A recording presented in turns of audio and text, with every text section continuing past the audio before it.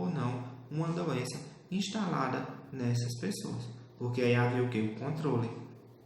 Quando eles chegavam, quando esses escravos e viajantes chegavam em um determinado local, em seu local de destino, eles não iam direto para sua residência. Eles ficavam no lazareto até que fosse observado se ia ter alguma doença, se ia ter algum surgimento de sintomas.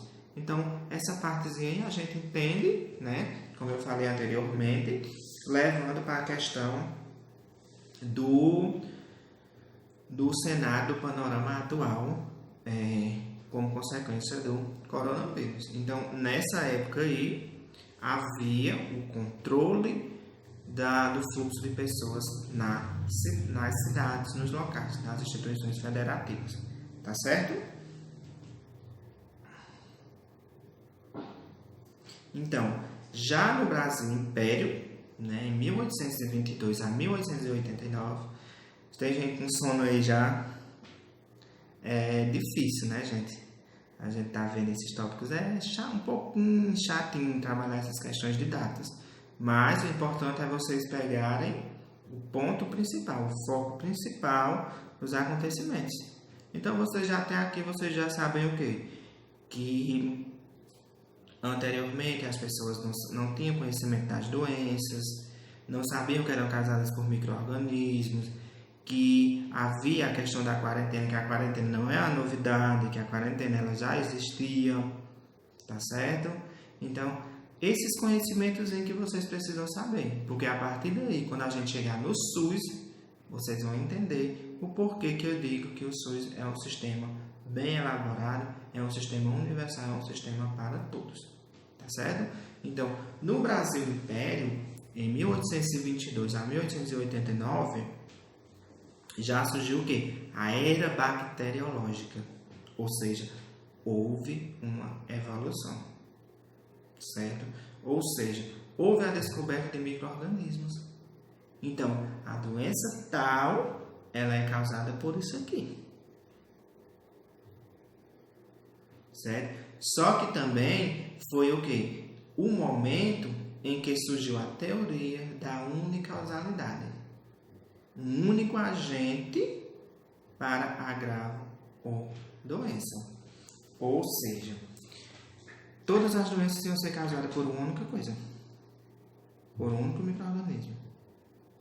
Certo? Então, no Brasil Império, os pontos importantes foram o quê? O surgimento da era bacteriológica, descoberta dos micro-organismos, que antes não sabiam. Antes de quem era as doenças surgiam por quê? Porque era castigo de Deus, porque era o que a pessoa pecou muito, porque a pessoa merecia. Então não dizia que aquilo ali era porque foi causado por uma bactéria, por um vírus, tá certo? Por um micro-organismo. Então, no momento que é descoberto a questão dos micro-organismos, a questão que existem pequenos seres, pequenos micro-organismos que causam doenças, o que acontece? Começou a questão, foi dado enfoque o que? A prevenção das doenças infecciosas. Então, se eu sei que uma doença é causada por um micro-organismo, eu vou fazer por onde essa doença não se propague. Então, eu vou fazer o que? Prevenção das doenças infecciosas. Então, o ponto importante do Brasil Império foi justamente esse aí, que foram os pontos que eu vi que era importante trazer para vocês, tá certo? Então, no Brasil Império, predominou o quê? A era bacteriológica e a teoria da unicausalidade. Consequentemente, o surgimento, a ampliação de estratégias de prevenção de doenças infecciosas, certo? Então, República Velha, certo? República Velha, gente, ela compreendeu o período de 1889 a 1930, tá certo? Nesse período, o ponto importante que eu destaquei aí foi o que? A questão da medicina higienista. Então, Antes as doenças eram castigo, antes as doenças eram transmitidas pelo ar, antes havia a questão da quarentena, depois começou o quê? Trabalhar a questão da prevenção das doenças infecciosas, foi descoberto os micro-organismos, foi descoberto que as doenças eram causadas por um único micro-organismo, certo? Então, na República Velha, predominou o quê? A medicina higienista.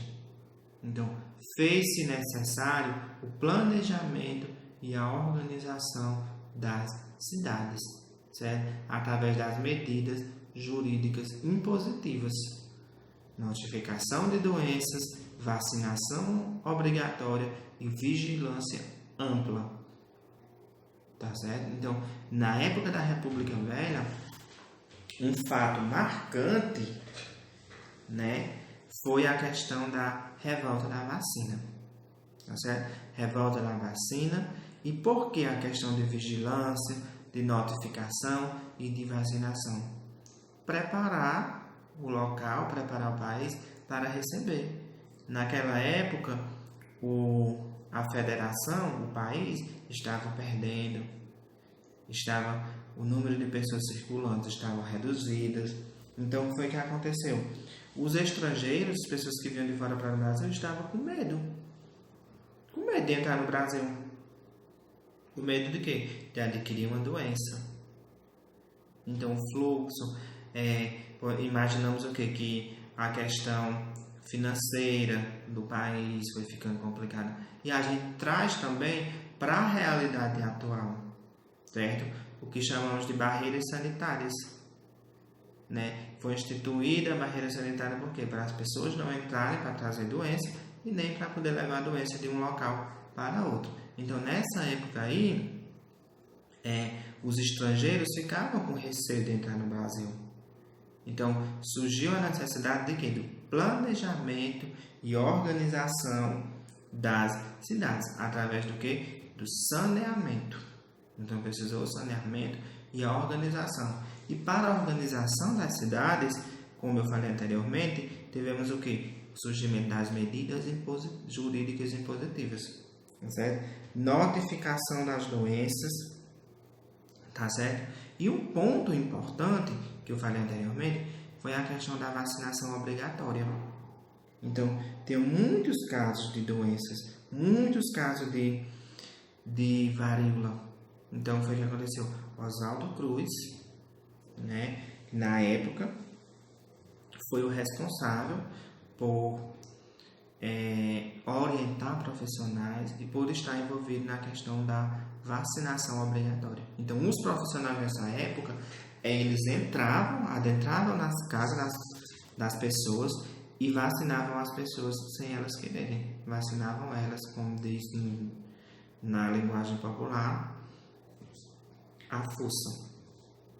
Queira que não queira, elas estavam sendo vacinadas, tá certo? Então, isso aí indignou a população. Muitos acreditavam que a vacina era para fazer o mal, que a vacina não era vista com bons olhos, né? Com bons olhos, né? Diferente de hoje, que a população pede por a vacina para o vírus, né? Para o coronavírus, certo? Então, antes a vacina não era bem vista, mas justamente por quê? Porque a população ficou traumatizada com a forma de abordagem que era para tomar essas vacinas. Então, vigilância. Então, a partir daí, foi reforçado mais uma vez a questão de campanhas, de orientações, propaganda, educação sanitária. Então, trabalhar, organizar, preparar o local para que eles estivessem aptos a receber os estrangeiros, aptos na questão de controle de doenças, tá bom? Então, na medicina higienista, outro ponto importante foi a questão da assistência médico-previdenciária, que a gente vai ver mais à frente, que eu deixei um tópicozinho, só para vocês entenderem a quem era oferecido o serviço de saúde antes do SUS. Então, lá na frente, a gente vai ver essa questão aí da assistência médico-previdenciária, tá bom?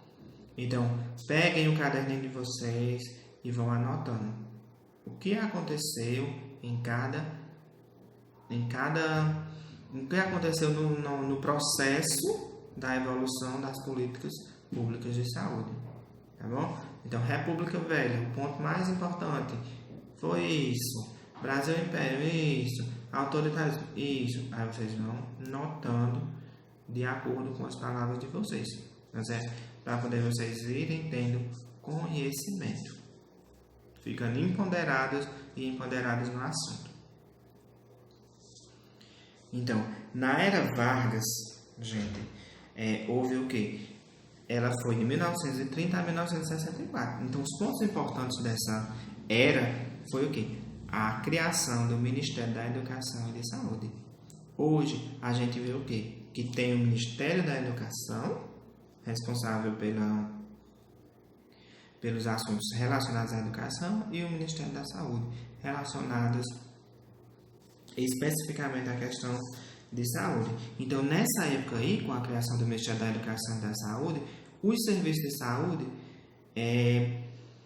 eram oferecidos apenas para aquelas pessoas que tivessem vínculo previdenciário, tá certo? Então, as pessoas que não tivessem esses vínculos, elas eram consideradas como pré-cidadãos, que eram aquelas pessoas pobres, desempregadas, humildes, que viviam em situação de rua e que tinham empregos informais. Essas pessoas, elas não tinham direito ao serviço de saúde. Elas eram atendidas por casas de misericórdia e instituições filantrópicas, certo? Diferente do que a gente vê hoje. Então, aí a gente já começa a ver o que? Um pouquinho da melhoria na assistência em saúde, né? Porque existiam as casas de misericórdias para atenderem essas pessoas consideradas pré-cidadãos. Quem eram essas pessoas? Os pobres, que viviam em situação de rua, em vulnerabilidades sociais. Então, essas pessoas, elas não tinham direito. Por quê? Porque elas não eram seguradas pela Previdência, certo? Então, houve o que também nessa época? A criação do Ministério da Saúde.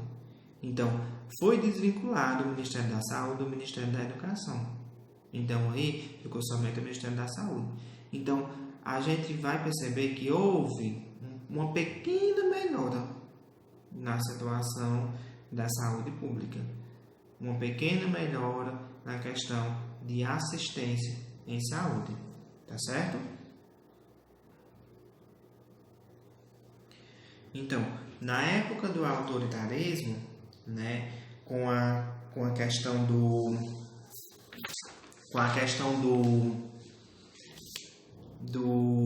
avanço, da melhoria, da desvinculação do Ministério da Saúde e do Ministério da Educação, então a responsabilidade pela saúde ficou sendo somente por uma instituição, por um ministério.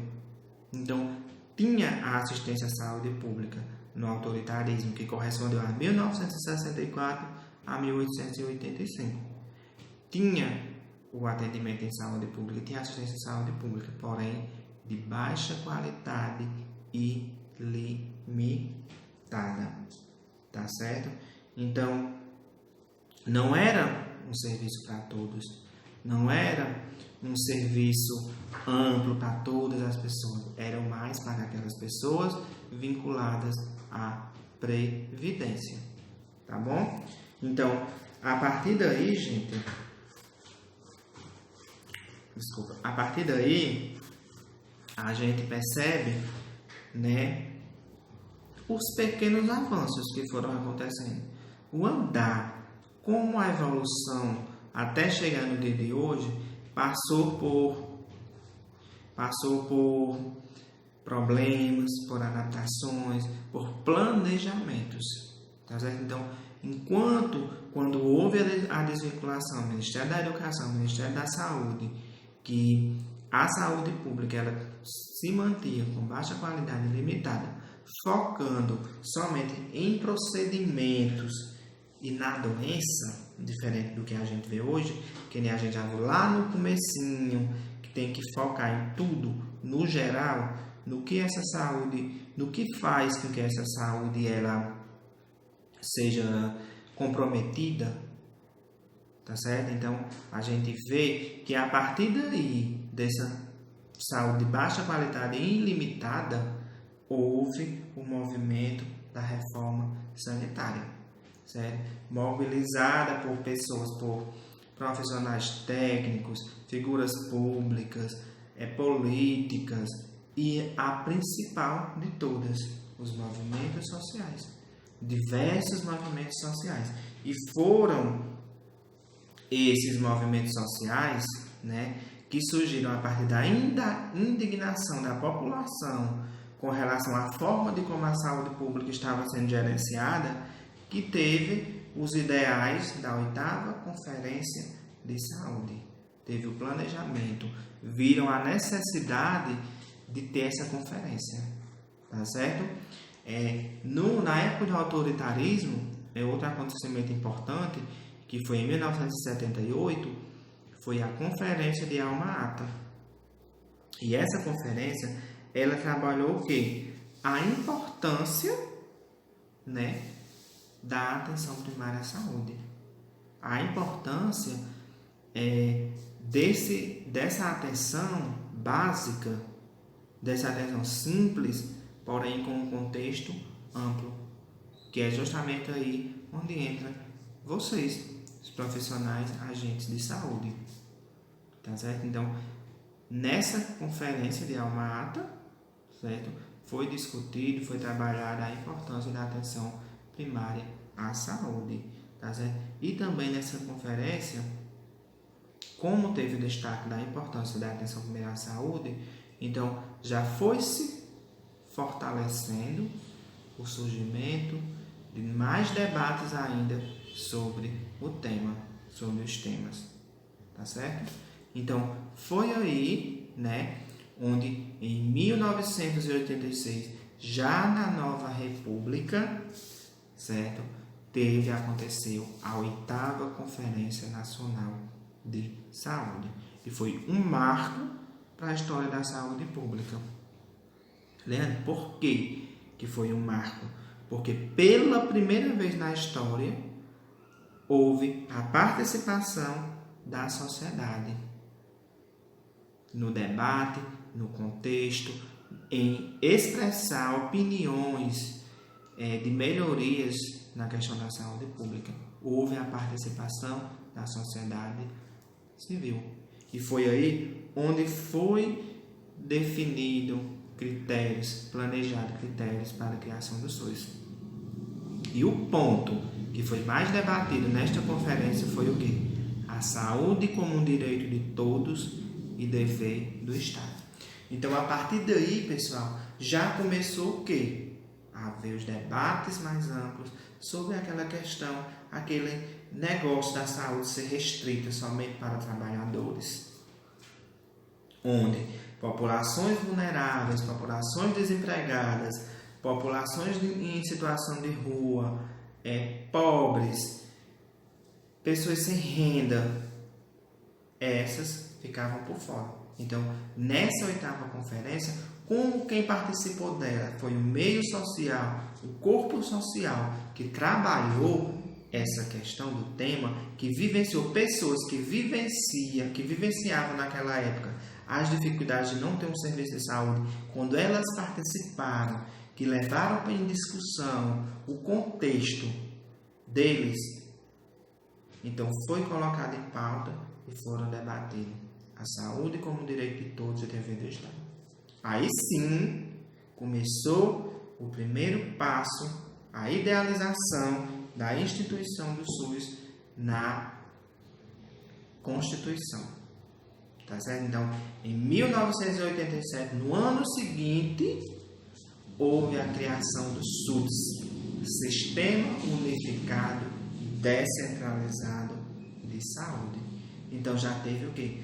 O primeiro passo da criação do Sistema Único de Saúde, que especificamente foi trabalhado na 8ª Conferência Nacional de Saúde, uma vez que debateram o tema saúde como direito de todos e dever do Estado. Então, se eu perguntar em uma das questões da atividade logo após a aula, qual foi a conferência, o que foi debatido nesta conferência para o surgimento do SUS, então tá aí a resposta. Qual a importância da 8ª Conferência Nacional de Saúde? A participação da sociedade civil, ou seja, a participação de pessoas que vivenciavam dificuldades de acesso à saúde, de pessoas revoltadas da forma que a saúde pública estava sendo desenvolvida e chegaram no tema saúde como direito de todos e dever do Estado. Certo? Tranquilo, pessoal? Até aqui? Já tem gente com sono, né? Mas daqui a pouco termina.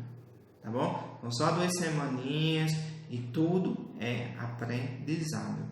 Tá bom? Vamos em frente. Então, ainda, né, na Nova República, o que acontece? A Constituição Brasileira de 1988, né, como a gente viu as etapas que aconteceram até aqui, até o momento que a gente está vendo da Nova República, o ponto de destaque foi o que? A Constituição Brasileira de 1988, que a gente percebeu o quê? Que ela, diferentemente do que acontecia, em 1988, a Constituição Brasileira ela preocupou-se com a cidadania do povo brasileiro e se refere diretamente aos direitos sociais, como direito à educação, à saúde, ao trabalho, ao lazer e à aprendizagem. Lembra? Então aí já começou o quê? A valorização do cidadão como um ser integral. A valorização de um cidadão não só como um cidadão que tivesse uma fonte de renda, que tivesse um emprego, mas um cidadão passou a ser visto como um ser integral. Como um ser com necessidade de educação, de saúde, de trabalho. Por quê? Porque foi começar a entender, né, que a saúde não estava condicionada somente a uma doença, mas que tinha muita coisa envolvida ao redor, né, em volta do processar a doença de um paciente, de uma pessoa, de um usuário, de um ator social. Então, a partir daí, houve o quê? A institucionalização do SUS, que é o Sistema Único de Saúde, que é o sistema vigente atualmente. Tá certo? Então,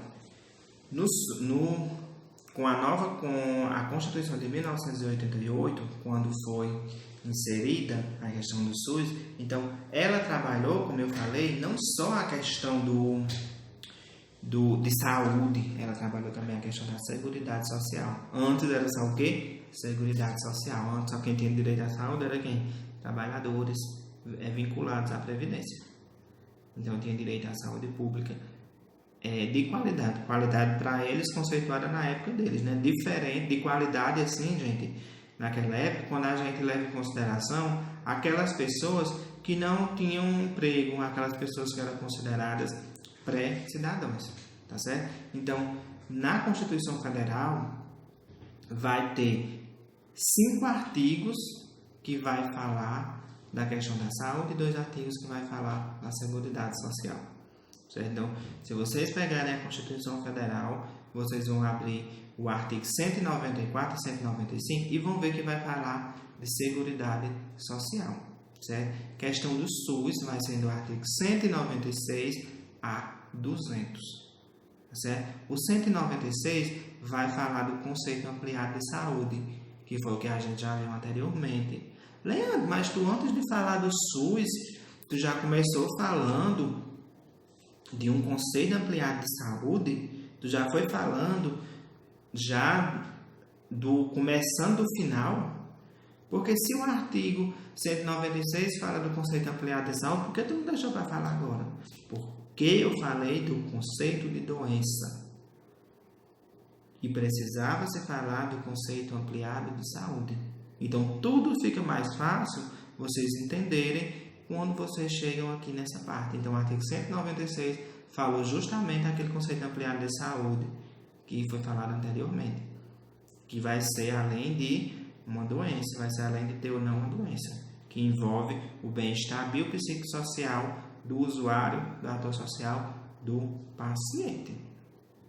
Tá certo, gente? Tudo bem até aqui?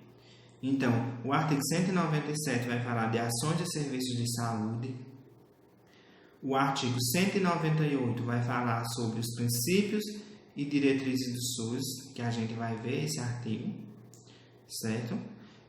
O artigo 199, que vai falar da assistência à saúde na iniciativa privada.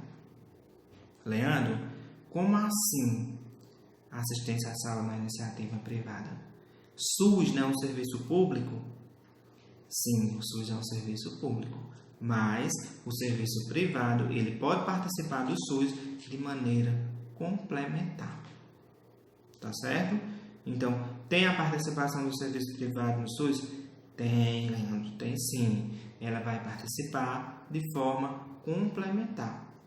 O artigo 197 a gente vai ver no decorrer do curso, tá certo? Que vai ser as ações de serviço de saúde, que a gente vai conseguir perceber. Em cada aula a gente vai ver e conseguir perceber essa questão, tá bom? Os princípios e diretrizes do SUS a gente vai ver posteriormente e as competências do SUS também. Certo, gente? Tá já acabando. Vamos ter calma, vamos prestar atenção, vamos fazer as anotações e daqui a pouco tem atividade. Só vão dormir hoje quando fizerem a atividadezinha. Beleza? Então, lembram, gente, que eu falei para vocês na questão da evolução da medicina previdenciária, que eu falei anteriormente, que eu disse, gente, eu vou falar mais na frente disso aqui, específico, de maneira específica, tá certo? Então, o que acontece? Sabe-se que anteriormente, né, como a gente já viu, o serviço de saúde era oferecido especificamente para trabalhadores que eram vinculados à Previdência Social. Tá certo? Então, em 1923, tinha o quê? As CAPs, que eram as Caixas de Aposentadoria e Pensões. Então, as CAPs, gente, ela era destinadas para trabalhadores de empresas. Ou seja, era como se fosse uma modalidade de previdência, como se fosse um banco, como se fosse uma modalidade daquela pessoa ter direito à sua saúde. Então, essas CAPs, elas eram financiadas apenas pelos empregados e empregadores. Então, os empregados e empregadores, eles contribuíram e assim as empresas e os seus funcionários, elas tinham direito aos serviços, tá certo? Em 1933, essas CAPs, elas foram substituídas pelo quê? Institutos de aposentadorias e pensões. Então, ao invés de ser destinado para trabalhadores de determinadas empresas, elas eram apenas para trabalhadores de determinadas categorias profissionais. Então, nas CAPs, trabalhadores de empresas. Então, a gente vai imaginar empresa A, empresa B, empresa C. Elas tinham direito aos serviços, certo? Então, os empregados e empregadores, no caso das empresas, que financiavam os serviços, tá certo? Em 1933, já foi diferente. Já era destinada para categorias profissionais. Então, estou levando no panorama atual, né? Agentes de saúde, agentes de endemias, tá certo? Então, não era mais determinadas empresas que pegavam os profissionais trabalhadores dali. E aí já começou o quê? Já entrou o quê? A participação do governo na contribuição, no financiamento. Então, antes que era financiada, os serviços era financiado por empregados e empregadores, nos institutos de aposentadorias e pensões, passou a ser financiado pelos empregados, empregadores e pelo governo. Tá certo? Aí em 1966, né, e 1977, prevaleceu o quê? Houve o quê? O surgimento do Instituto Nacional da Previdência Social, né, que no ano seguinte passou a ser o INAMPS, Instituto Nacional de Assistência Médica e Previdência Social, onde o serviço de saúde passou a ser ofertado para todos os trabalhadores.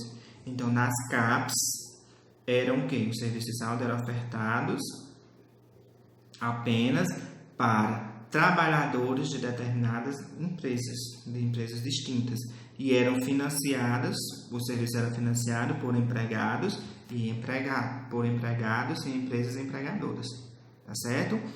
Em 1933, com os institutos de aposentadoria e pensões, o serviço de saúde passou a ser destinado para determinadas categorias profissionais.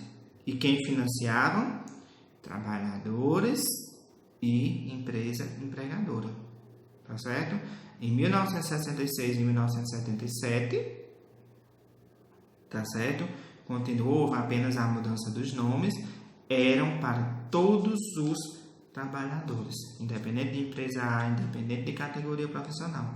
Então, os serviços eram oferecidos para todos os trabalhadores. Por quê? Porque aí já tinha também a participação mais ativa do governo.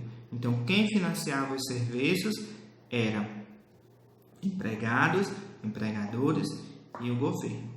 Certo? Só para vocês entenderem quem era, quem recebia, como era que o serviço era repassado, o serviço de saúde, tá certo? E em 1988, como a gente viu anteriormente, houve o quê? O Sistema Único de Saúde. Aí sim, o sistema de saúde, o serviço de saúde passou a ser universal.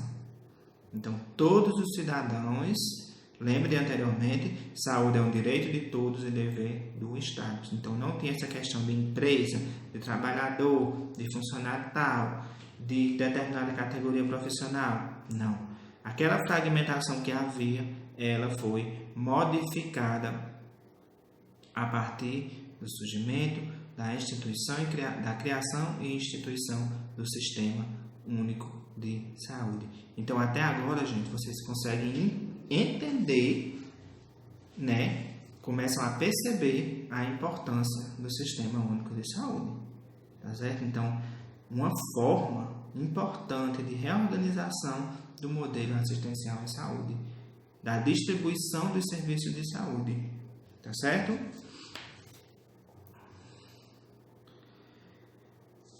Então, a Constituição Federal é a lei maior de um país, superior a todas as outras leis, certo? Então, o que é colocado aí na Constituição Federal tem que ser executada. Então, não é qualquer coisinha que é colocada aí. Então, a gente vê o quê? A imensidão, o tamanho e a importância do Sistema Único de Saúde, tá certo? Então, aí, anteriormente, a assistência médica estava a cargo de instituições previdenciárias, ficando restrita às pessoas que contribuíssem com a Previdência Social. Lembra das que a gente falou? CAPS, IAPS, INPS e INAMPS, que a gente viu agora, pronto. Somente as pessoas que eram vinculadas a essas instituições tinham direito à assistência médica. Os demais eram atendidos apenas em serviços filantrópicos. Quem eram os demais? Aquelas pessoas que eu falei anteriormente. Os pré-cidadãos. Aquelas pessoas desempregadas. Pessoas com trabalhos informais.